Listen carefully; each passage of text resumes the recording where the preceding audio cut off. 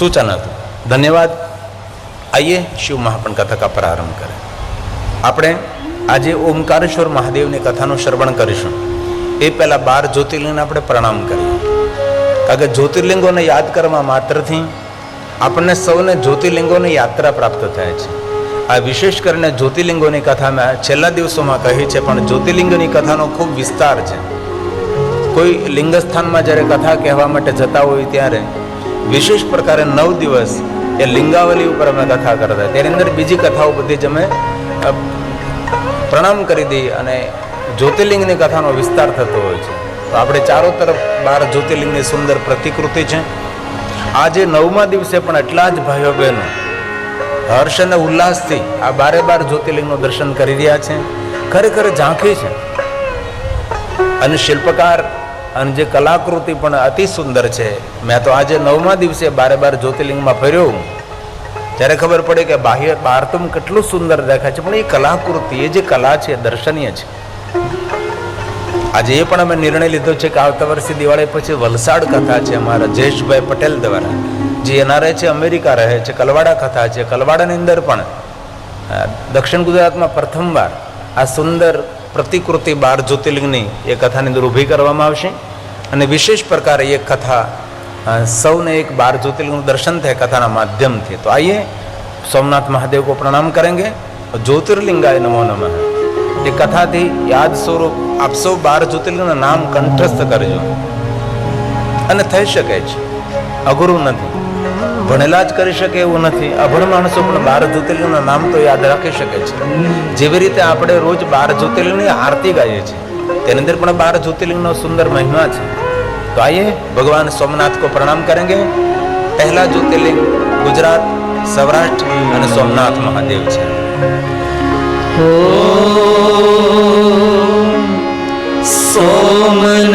सोमनाथाय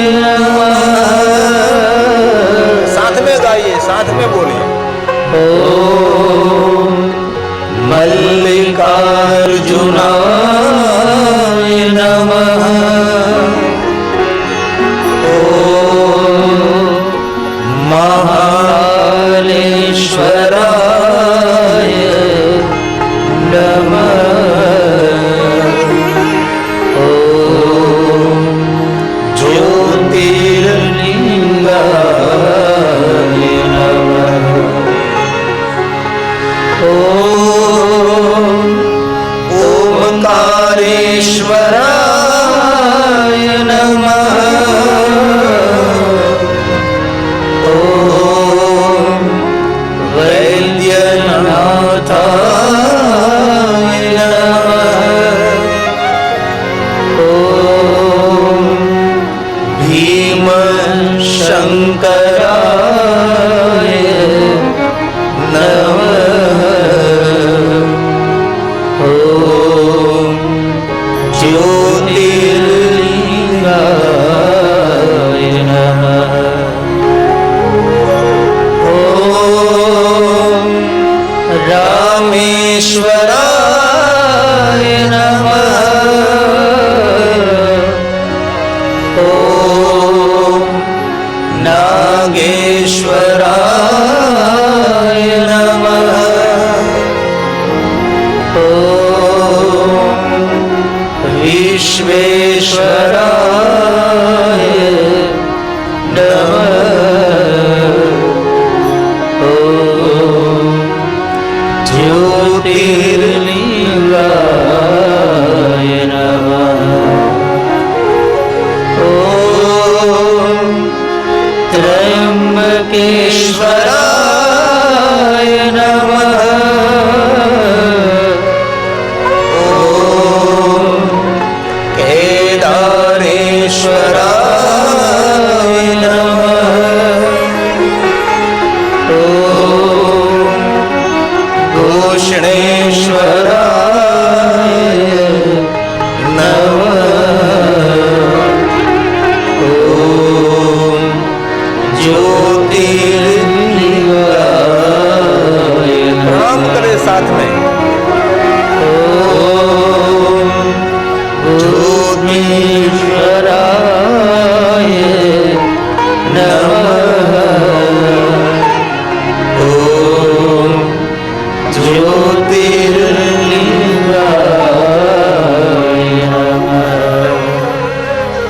જ્યોતિષામ લિંગ ચતુર્થકમ કૃપયા વદવિતમ. ભગવાન ઓમકારેશ્વર મહાદેવનો અદ્ભુત મહિમા છે. નર્મદાના તટ પર, કાવેરી નર્મદાના સંગમ પર, માંધાતાપુરમમાં ભગવાન મહાદેવજી ઓમકારેશ્વર જ્યોતિર્લિંગ તરીકે બિરાજે છે. માંધાતાપુરમ એક 6 કિલોમીટરનો ટાપુ છે. એક તરફથી કાવેરી આવે છે, એક તરફથી માતા નર્મદા આવે છે, અને બંને નદીનો સંગમ છે. અને ત્યાં કુબેરજીએ તપ કરેલો, અને તે સ્થાન પર પિતૃ તર્પણ, પિતૃવિધિ પણ અનેક રીતે આચાર્યો કરતા હોય છે. માંધાતાપુરમની પરિક્રમા કરવાનો મહિમા છે. 108 થી વધારે શિવલિંગો માંધાતાપુરમમાં છે. પ્રાચીન સ્થાન છે. રામના પૂર્વજ માંધાતાએ ત્યાં તપસ્યા કરી હતી, તેથી એ પહાડનું નામ છે માંધાતા પહાડ, માંધાતાપુરમ. મુક્તેશ્વર મહાદેવને ડાળથી પૂજા થાય છે, ચણાની ડાળથી. હનુમાનજી મહારાજનું દિવ્ય સ્થાન છે. અને માંધાતાપુરમમાં ભગવાન મહાદેવજી ઓમકારેશ્વર સ્વરૂપે બિરાજે છે. માતા નર્મદાના તટ ઉપર ભગવાન મહાદેવ સ્વયંભૂ શિવલિંગ સ્વરૂપે ચતુર્થ ઓમકારેશ્વર મહાદેવ છે. જે કોઈ મનુષ્ય ઓમકારેશ્વર મહાદેવની કથાનું શ્રવણ કરે છે, એ મનુષ્યના પુણ્યનો મહિમા કોઈ કહી ન શકે. ઓમકારેશ્વર પરેશાખ્યાન. જે કોઈ ઓમકારેશ્વર મહાદેવ પરમેશ્વરની કથાનું આખ્યાન સાંભળે છે, ઓમકારે પરમેશાખ્યાન, પરમેશ્વરનું આખ્યાન. ઓમકારે પરમેશાખ્યમ લિંગમાં સિદ્ધતા દ્વિજા તથા વક્ષ્યામિ વપ્રીત્યા શ્રૂયતાં પરમશ્ય. સાંભળો તમે. પ્રિયતાં પરમશ્ય. વિંધ્યાચલ પહાડ કે પાસે એક સમય નારદજી ગયા છે. તો વિંધ્યાચલ પોતાની બડાઈ કરવા લાગે છે. હું મહાન છું, મારા જેવું કોઈ મહાન નથી. પોતાના ધન સંપત્તિ પદ પદવીની બડાઈ કરે છે. નારદજી સમજી ગયા છે વિંધ્યાચલને અભિમાન આવ્યું છે, અને વિંધ્યાચલ મારા ભક્ત છે. અને વિંધ્યાચલ જો આમનામ અભિમાનમાં જ ફરતા રહેશે તો તેનું પતન થઈ જશે. અને કોઈ પણ માણસના પતનનું કારણ તેનું અભિમાન હોઈ શકે છે. આ દુનિયામાં ઘણા માણસોને જોયા છે, પદ પદવી અને ઘણી ઊંચાઈ મળી જાય, ત્યારબાદ એ માણસની નમ્રતાઓ જતી રહે છે. અને જેના જીવનમાંથી નમ્રતા જતી રહે, એની પાસેથી ધીમે ધીમે બધું જતું રહે છે. તેથી કથા સાંભળતા આપણે ભગવાનની ભક્તિ કરીએ, દર્શન કરીએ, અર્ચન કરીએ, સ્મરણ કરીએ, પાઠ પૂજા કરીએ, બધું કરીએ, પણ એવી નાની નાની વાતો આપણે જીવનમાં આપણે સૌએ યાદ રાખવાની છે. તેથી નારદજીને થયું કે આ વિંધ્યાચલ જો આવી રીતે અભિમાનની ભાષા બોલ્યા કરશે તો વિંધ્યાચલનું પતન થઈ જશે. હવે શું કરું? પહેલા તો નારદજી મૌન થઈને સાંભળ્યું છે બધું જ, અને પછી ધીમેકથી નારદજીએ કહ્યું કે વિંધ્યાચલ તમે બડાઈ કરો એ સારું નથી, પણ બડો બડાઈ ન કરે, પણ તમારા કરતા સુમેરુ પર્વત બહુ મહાન છે. સુમેરુ પર્વત મહાન છે? નારદજી કહ્યું હા. તો નારદજી આપ મને એવું કહી શકો છો કે મારે મહાનતા મેળવી તો હું શું કરું? ત્યારે નારદજી એકદમ સીધી વાત કરી કે વિંધ્યાચલ તમારે જો મહાનતા મેળવી હોય તો મહાનતા તો મહાદેવ જ આપી શકે. તમે શિવજીની સાધના કરો, મહાદેવની ઉપાસના કરો. અને નારદજીએ વિંધ્યાચલને મહાદેવની સાધના પરંપરા આપી છે. અને વિંધ્યાચલે માતા નર્મદા તટ પર બેસી અને માંધાતાપુરમમાં રહીને ભગવાન શિવનું આરાધન કર્યું છે. અને વિંધ્યાચલના આરાધનથી, એમની તપસ્યાથી ભગવાન શિવ ત્યાં પ્રગટ થાય છે. અને વિંધ્યાચલે પ્રાર્થના કરે છે કે ભગવાન મહાદેવ, જગત હિત માટે, લોક કલ્યાણ માટે અહીંયા આપ સ્વયંભૂ સ્વરૂપે પ્રગટ તો રહો, પણ જે ભક્તો તમારું દર્શન કરે છે તેના સમાજમાં માન, સન્માન, પ્રતિષ્ઠા અને મહાનતા પ્રાપ્ત થાય. ત્યારે ભગવાન મહાદેવ એમ કહે છે કે જે કોઈ મનુષ્ય માંધાતાપુરમમાં આવી લિંગ સ્વરૂપ મારું દર્શન પ્રાપ્ત કરશે તેને હું શ્રેષ્ઠતા આપીશ. અને આ મારું સ્થાન એ સોગઠાબાજી ખેલવાનું સ્થાન રહેશે. હું ને પાર્વતી અહીંયા અમે વિશેષ પ્રકારે અમે જ્યારે અમને સોગઠાબાજી ખેલવાની હશે ત્યારે અમે અહીંયા અમે રમવા માટે આવશું. તેથી આજની તારીખે હજી પણ ઓમકારેશ્વર મહાદેવના સાનિધ્યમાં રાત્રિના સમયે ત્યાં ચોકઠાબાજી શિવજીની સામે મૂકવામાં આવે છે અને શિવ અને પાર્વતી આજે પણ રમે એવું ત્યાંનું એક લોક માન્યતા છે. એકવાર એક અંગ્રેજને એવો વિચાર આવેલો કે ખરેખર આ સાચું છે, તો અંગ્રેજ રાતે છુપાઈને ત્યાં રહ્યો છે. આમ તો રાત્રે માંધાતાપુરમમાં આજની તારીખે પણ કોઈ રાત રહી શકતો નથી. ત્યાં પૂજારીઓ આચાર્યો બધા જ ઓમકારેશ્વર મહાદેવનું સાનિધ્ય છોડી માંધાતાપુરમને છોડી અને સૌ મમલેશ્વર પહોંચી જાય છે, પણ ત્યાં કોઈ રહેતું નથી. પણ એક અંગ્રેજ કોઈને ખબર વગર છુપાઈને રહ્યો હતો જોવા માટે કે ખરેખર સાચું છે શિવ અને પાર્વતી ચોકઠાબાજી રમવા માટે આવે છે. તો બીજે દિવસે સવારે તે મૃત હાલતમાં પ્રાપ્ત થયો. પણ તેની બુકની અંદર લખાયેલું હતું કાંઈ કોઈ અલૌકિક શક્તિ છે જે શક્તિ માનવ જીવન માટે સંભવ નથી, તેથી અહીંયા કોઈ રાત્રિ રોકાવું નહીં. પણ આજે આ કલયુગની અંદર પણ ઓમકારેશ્વર મહાદેવ માંધાતાપુરમમાં કોઈ રાત્રિ રોકાતું નથી. આખા પહાડ ઉપર કોઈ ત્યાં રાત્રિ રોકાઈ શકતો નથી.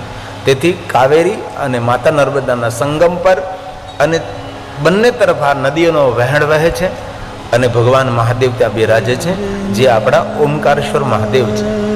ઋષિમુનિઓને ખબર પડી કે માંધાતાપુરમાં ભગવાન મહાદેવજી સ્વયંભૂ સ્વરૂપે પ્રગટ થયા છે અને માતા નર્મદાનો એટલો વેગથી વહેતો જલ પ્રવાહ, અને અમે ત્યાં દર્શન કરવા માટે કઈ રીતે રોજ જઈ શકીએ? નદી પાર નર્મદાના પાર કઈ રીતે કરવી? તેથી એક કિનારા પર દરેક ઋષિમુનિઓ ભગવાન શિવનું આરાધન કરતા હતા અને મહાદેવના ભક્ત ઋષિઓ હતા. તેથી ભગવાન શિવને પ્રાર્થના કરે છે, ભગવાન એટલો નર્મદા નદીનો વહેતો જલ પ્રવાહ અમે રોજ માટે ત્યાં માંધાતાપુરમાં દર્શન કરવા કઈ રીતે આવી શકીએ? એક સમય જવું મુશ્કેલ હતું ત્યાં, કારણ કે એ નદીનો જલપ્રવાહ એટલો વેગથી વહેતો હતો કે નાવ કે ઓડ કોઈ કાંઈ પણ ચાલી ન શકે. હવે તો થોડો પ્રવાહ ધીમો પડ્યો, બાકી એક સમય એવો તો એટલો વેગથી માતા નર્મદાનો પ્રવાહ વહેતો હતો. અને આદિ જગતગુરુ શંકરાચાર્ય મહારાજે પણ દીક્ષા ત્યાં લીધી અને દીક્ષિત ત્યાં બન્યા. એ ભગવાન આદિ જગતગુરુ શંકરાચાર્ય મહારાજનું પણ દિવ્ય સ્થાન એ ઓમકારેશ્વર મહાદેવમાં છે, નર્મદાના તટ પર છે. અત્યારે તો પુલ બની ગયો, હોડકા ઘણું બધું ચાલે છે, કારણ કે આટલો બધો વેગથી અત્યારે પ્રવાહ નથી વહેતો. એક યુગ હતો કે બહુ વેગથી વહેતો હતો અને ઋષિમુનિઓની પ્રાર્થનાથી માતા નર્મદાના બીજા કિનારે મહાદેવના સૌને દર્શન થાય છે. અને ઋષિમુનિઓ પ્રાર્થના કરે છે, ભગવાન જે કોઈ માંધાતાપુરમાં ન પહોંચી શકે તેવા ભક્તોનું મંગલ કરવા માટે અહીંયા આપ સ્વયંભૂલિંગ સ્વરૂપે ભગવાન પ્રગટ થાવ. તેથી નર્મદાના સામેના તટ પર ભગવાન મહાદેવ લિંગ સ્વરૂપે પ્રગટ થાય. એ શિવલિંગનું નામ મમલેશ્વર મહાદેવ છે. બંને લિંગો મળીને એક જ્યોતિર્લિંગ બને છે. તેથી ક્યારેય પણ ઓમકારેશ્વર મહાદેવનું દર્શન કરવાનો અવસર મળે તો ઓમકારેશ્વર મહાદેવનું દર્શન કરે નથી આવતું રહેવાનું, મમલેશ્વર મહાદેવનું દર્શન વિશેષ પ્રકારે કરવાનું છે.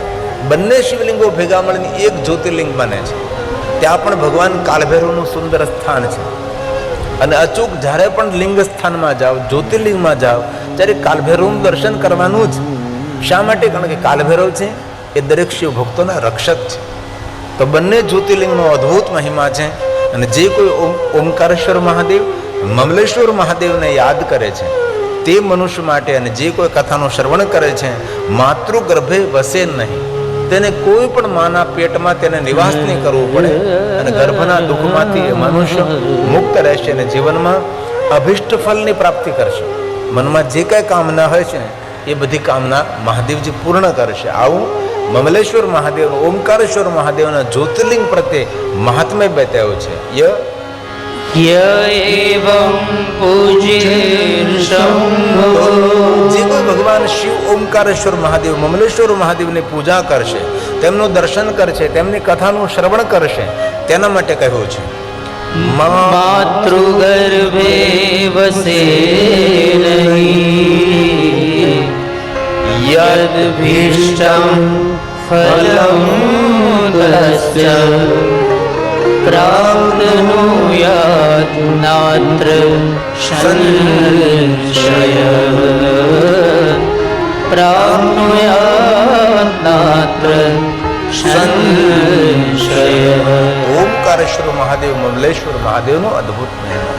ત્યારબાદ નર નારાયણ ખ્યાનો ભગવાન વિષ્ણુના અવતાર થયા છે. નર અને નારાયણ જે વિષ્ણુના અવતારો છે, જેમને બદ્રિકા આશ્રમમાં રહીને ભગવાન શિવનું આરાધન કર્યું છે. અને આ ભારત ખંડની અંદર હિમાલય પહાડ પર છે. ભગવાન વેદવ્યાસજીએ વિસ્તૃત કથા કહી છે. અને ચાર ધામમાં તે આપણું એક ધામ છે બદ્રીનારાયણ. તેનો અદ્ભુત મહિમા છે. નર નારાયણ નર નારાયણાખ્યો યાવતારો હરે દ્વિજા તે પાતે ભારતે ખંડે ભદ્રય આશ્રમ તે ભદ્રય આશ્રમ તે. ક્યારેક અવસર મળે તો બદ્રીનારાયણની યાત્રા કરવી. પવન મંદ સુગંધ શીતલ હેમ મંદિર શોભિતમ. હેમ મંદિર મતલબ સુવર્ણનું મંદિર. શોભા છે ભગવાન બદ્રીનારાયણ. બદ્રીનારાયણથી આગળ જાઓ એટલે વ્યાસ ગુફા આવે, એની સામે ગણેશ ગુફા છે, અને ત્યાંથી ભીમપુલ આવે, અને ભીમપુલને પાર કરો માતા સરસ્વતીનું ઉદ્ગમ સ્થાન આવે. ભીમપુલને પાર કરો એટલે સ્વર્ગમાં જવાનો માર્ગ આવે. ત્યાં લખેલું છે સ્વર્ગમાં જવા માટેનો રસ્તો સ્વર્ગ. અને અનેક જાય છે ઋષિ મુનિઓ, ચાલતા જાય છે. ધીમે ધીમે તેનું શરીર ઓગળી જાય છે. 5 પાંડવ પણ સ્વર્ગમાં ત્યાંથી ગયા હતા. જેમ જેમ આગળ હાલો તેમ તેમ જે પાંડવના શરીરો શાંત થયા છે તે ભૂમિ આવતી જાય છે. આ યાત્રા યુવાવસ્થામાં થઈ શકે છે. જ્યારે મોટી ઉંમર થાય ત્યારે આ કઠિન યાત્રા આવી ન થઈ શકે. તેથી 2 પંક્તિઓમાં ભગવાન બદ્રીનારાયણને પ્રણામ કરીએ. પવન મંદ પવન મંદ સુગંધ શીતલ હેમ મંદિર શોભિતમ નીકી ગંગાવત નિર્મલ શ્રી બદ્રીનાથ વિશ્વેશ્વર શીશ સુમિરન ભરત નિષભી ભરત ધ્યાન મહેશ્વરમ શ્રી વેદ બ્રહ્મા કરત સ્તુતિ શ્રી બદ્રીનાથ વિશ્વરમ શ્રી બદ્રીનાથ વિશ્વરમ.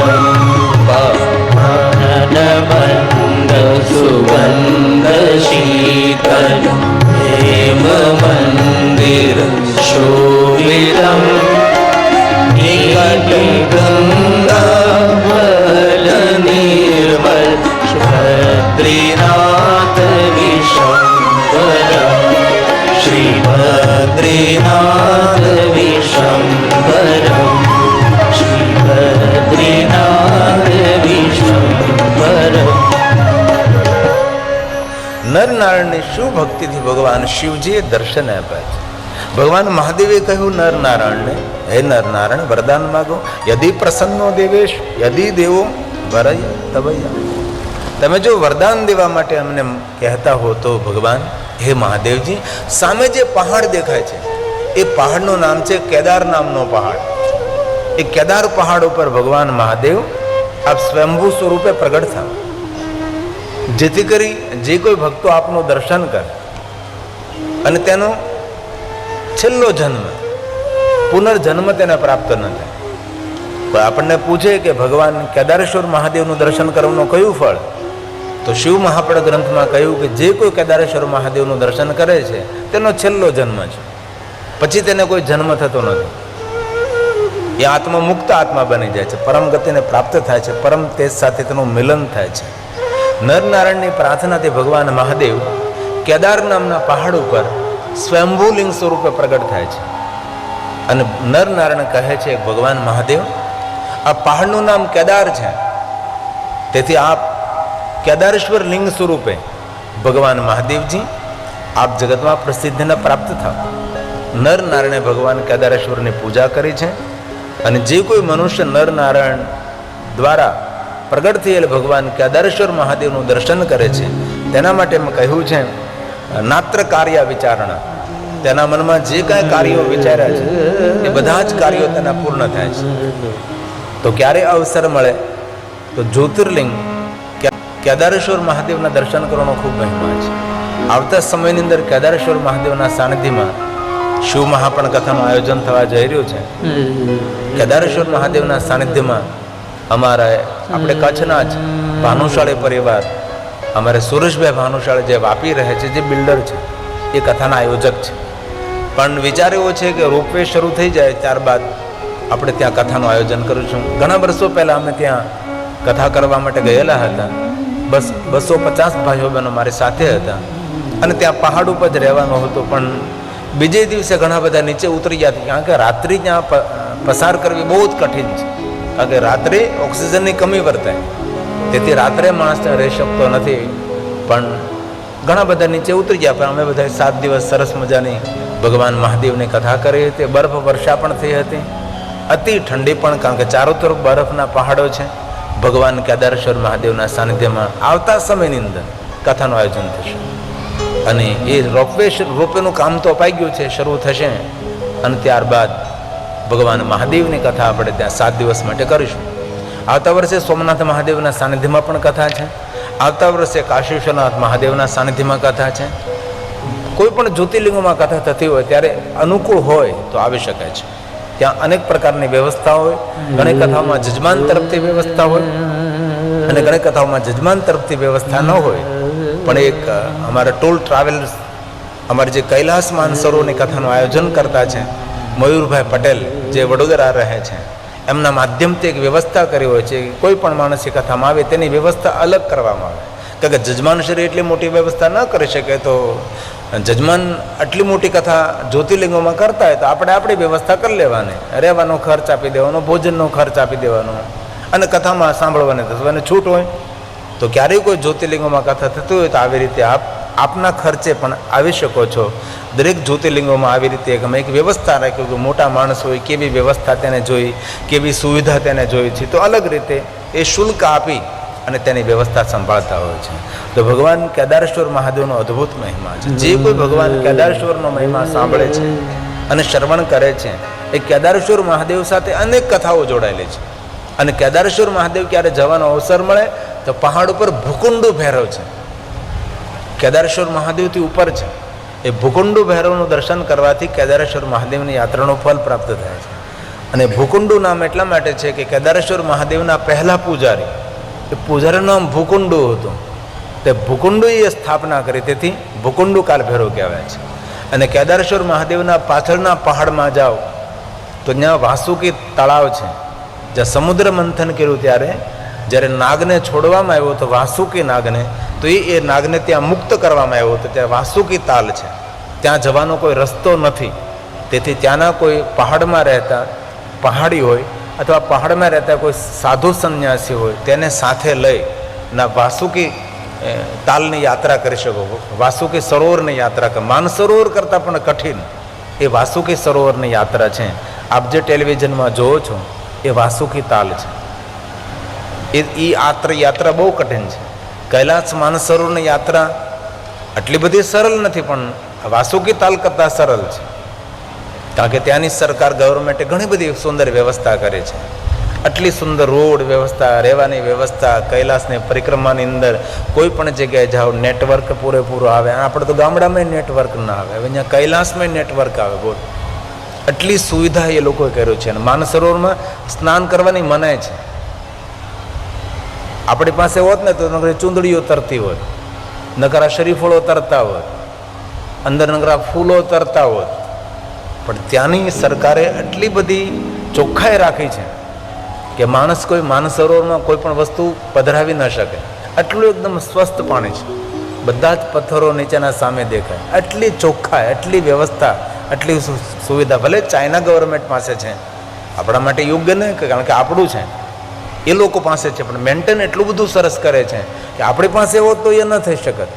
આપણે હોત તો શું કરે, તેમાં શ્રીફળ પધરાવે, આપણે ચૂંદડી પધરાવે, પછી વસ્તુ તેમાં પૈસા નાખે, ઘણું બધું આપણે કરત અને અંદર નાવા પડત આપણે. તો ત્યાંની સરકારે નાવાની મનાઈ કરી છે, એમાંથી ડોલ ભરી અને દૂર જઈને તમે નાહી શકો છો. આ સુવિધા, કારણ કે તીર્થની જાળવણી રહે, તીર્થમાં ગંદવાડ ન થાય, તીર્થની સુરક્ષા રહે, જ્યાં ત્યાં કચરા ફેંકીએ નહીં. આપણે પણ આ કથાની અંદર પણ ઘણા લોકોએ ધ્યાન રાખ્યું છે કે પ્લાસ્ટિકના બાટલા જ્યાં ત્યાં ફેંકવાની. હવે કથા પૂર્ણ થાય એટલે એક અભિયાન શરૂ કરવું પડશે આપણે. તો એક કેદારેશ્વર મહાદેવનો અદ્ભુત મહિમા, અને 5 પાંડવ તેનું દર્શન કરવા માટે આવ્યા હતા. 5 પાંડવોની પરીક્ષા કરવા માટે ભગવાન શિવજી પશુનું રૂપ લઈને ત્યાંથી ભાગવા લાગ્યા છે, અને ભીમ ઓળખી જાય છે અને પાછળ પડે છે, અને ભીમ આ પશુને પકડે છે. આમ તો એવું કહ્યું છે, ભેંસાનું રૂપ લીધું, પાડાનું રૂપ લીધું. ભગવાને અદ્ભુત લીલા કરી છે, 2 ભાગ થયા છે. ધડ ત્યાં રહ્યું છે અને મસ્તક નેપાલ દેશમાં પડ્યું છે, અને ત્યાં પશુપતિનાથ મહાદેવ લિંગ સ્વરૂપે ભગવાન પ્રગટ થાય છે. તેથી ક્યારેક નેપાલમાં જવાનો અવસર મળે તો પશુપતિનાથ મહાદેવના દર્શન કરવાનો ખૂબ મહિમા છે. ત્યાં ભગવાન શિવ અને પાર્વતી હરણને હરણીનું રૂપ લઈને સુંદર વિચરણ કરતા હતા. ભગવાન શંકરજી કૈલાસ પહાડને છોડી અને શંકર ભગવાન હરણ બને છે, પાર્વતી હરણી બને છે, અને સુંદર ત્યાં વિચરણ કરતા હતા. અને દેવતાઓ મૂંઝાઈ ગયા કે કૈલાસમાં શિવ નથી, કૈલાસમાં પાર્વતી નથી, આ ગયા ક્યાં? બ્રહ્માજી પાસે ગયા, અને બ્રહ્માજીએ ધ્યાનથી જોયું.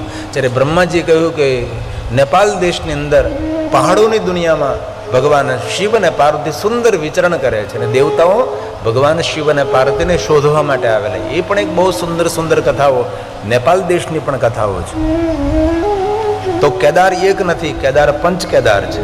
અને જે કોઈ આ કેદારેશ્વર મહાદેવની કથા સાંભળે છે, શ્રુત્વા પાપ હરેત સર્વ, આ કથા સાંભળવાથી ભગવાન કેદારેશ્વર બધા જ આપણા પાપો હરી લે છે. આવો મહિમા આપણા જ્યોતિર્લિંગ કેદારેશ્વર મહાદેવનો છે. एतद् वचः समाख्यातं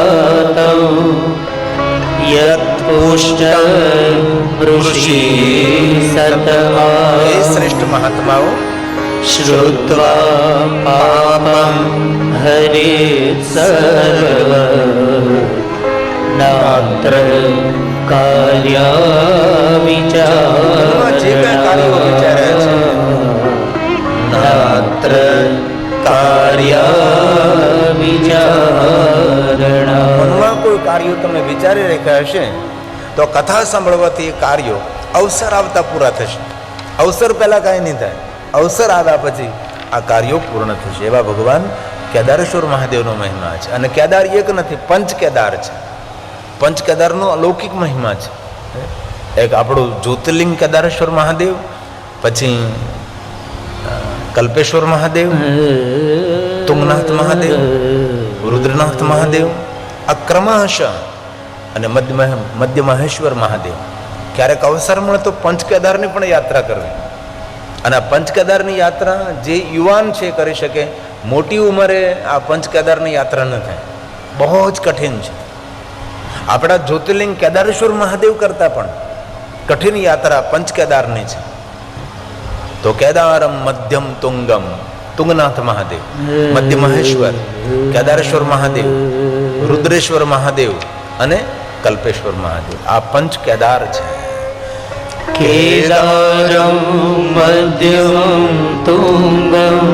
ટેલિવિઝનમાં જે તમે જોવો છો એ 5 કેદારની છબી છે, એના ચિત્ર છે 5 કેદારના. ભારતમાં બહુ છે બધું. તેથી આ 5 કેદારનો અદ્ભુત મહિમા છે. કેદારમ મધ્યમ તુંગમ, કેદારમ મધ્યમ તુંગમ તથા રુદ્રાલયો પ્રિયમ કલ્પમં ચ મહાદેવી